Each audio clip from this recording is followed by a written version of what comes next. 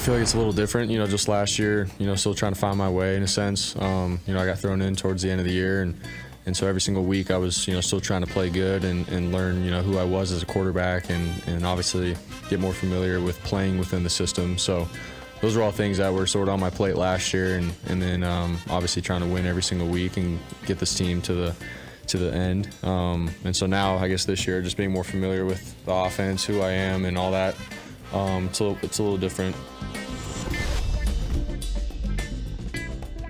Brock Purdy, 49ers quarterback, rookie last year, last pick in the draft if you haven't heard. This time around, wire-to-wire starter, healthy all year. Playoffs derailed last year in the NFC Championship in that moment where he was hit in the elbow by Hassan Reddick, and that was that for the 49ers. This time around, the number 1 seed, they will play all their games at home, and they welcome in, for the first time ever, it's NFL history, the 1 seed and the 7 seed playing. It's only the 4th or 5th year of doing this, but still, the 7 seed finally won. They go to take on the 1 seed, the Packers and the 49ers. 49ers have kind of owned the Packers in the postseason lately, but boy, this Packers team, Peter, they came on strong, and they just seem to keep getting stronger all the time. Mike, the most amazing thing about any team in the playoffs right now is the following factoid. The Green Bay Packers on their active roster have 9 pass catchers, 6 wide receivers, 3 tight ends. 21 months ago, 0 of the 9 were members of the Green Bay Packers. They added 2 in 2022, 7 in 2023.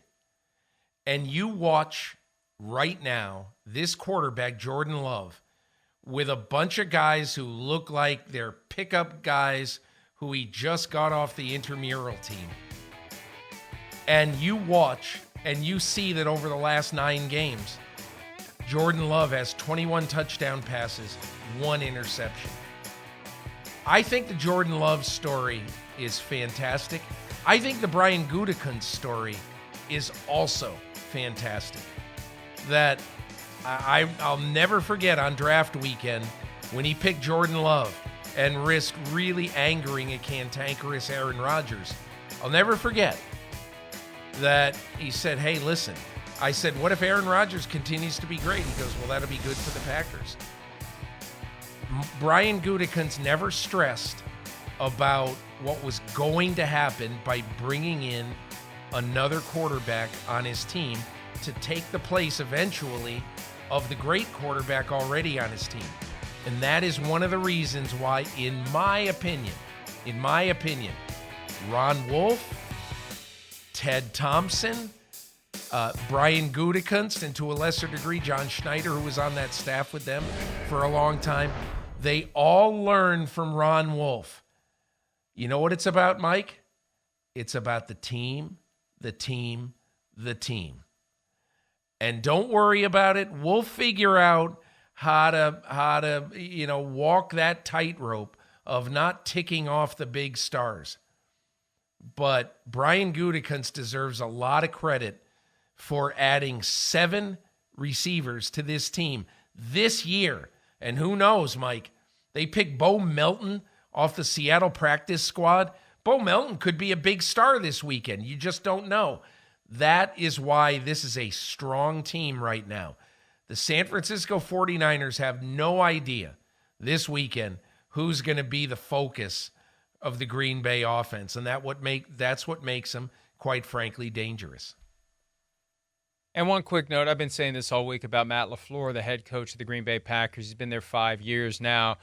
I think he's underappreciated. What he did to run interference between Aaron Rodgers and the front office when it was clear that Rodgers had plenty of grievances about the front office was masterful. He knew how to tiptoe around the delicate genius on issues like how much freedom he would have at the line of scrimmage to change plays.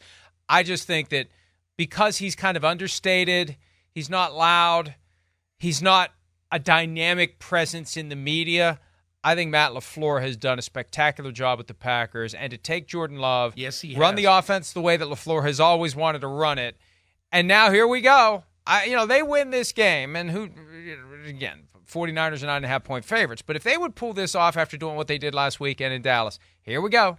Brett Favre to Aaron Rodgers to Jordan Love. He'd still have a lot to do to get to where those guys were, but he'd be off to a better start than either of them were. If he's already off to a better start as it relates to postseason success. He could go even farther than anyone ever would have imagined if they would win this game. Hi, it's Mike Florio. Thanks for watching PFT on YouTube. Hit subscribe for the latest news and analysis from Pro Football Talk.